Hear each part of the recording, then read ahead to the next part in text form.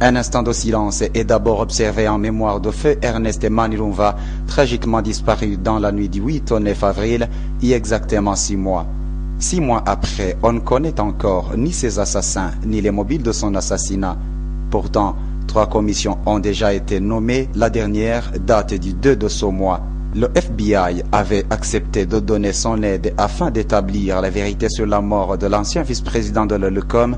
Aucun rapport n'a jusqu'ici été rendu et les organisations de la société civile pensent que l'enquête a été tout bonnement bloquée. La 3e commission serait dotée de moyens financiers et logistiques nécessaires pour mener une investigation sérieuse. Les organisations de la société civile disent se réjouir de cette évolution, mais ajoutent qu'elles jugeront l'arbre à ses fruits.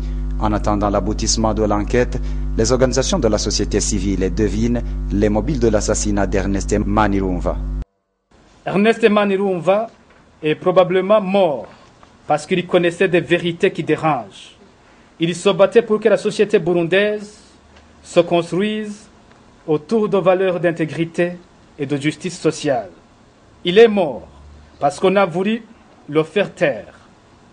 Chaque Burundais doit comprendre que l'assassinat d'Ernest Manirumva est l'assassinat d'une partie de ses propres droits à la sécurité, à la justice et à la vérité.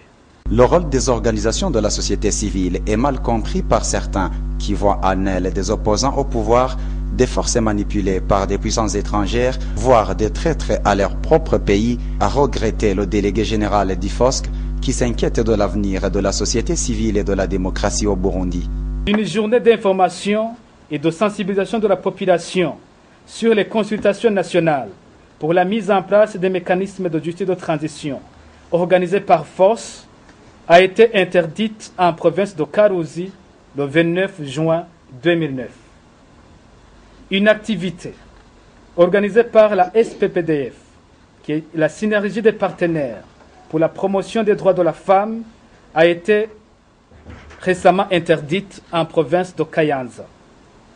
Une activité organisée par la COSOM sur l'éducation civique et électorale des jeunes a été interdite la semaine passée en province d'Ongozi.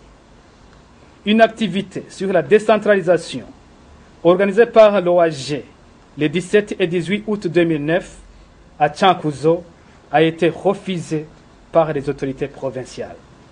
Au moment où le Burundi approche une période électorale, ceux qui seraient tentés de faire taire les voix discordantes doivent en mesurer les conséquences, met en garde le délégué général d'IFOSC qui ajoute qu'un débat tranquille ne peut que nuire à la sincérité des élections ainsi qu'à la légitimité des élus dont la légitimité est entachée par le manque de liberté si la branche sur laquelle ils sont assis a martelé enfin Pacifique Ninina Hazwe pour le compte des organisations de la société civile.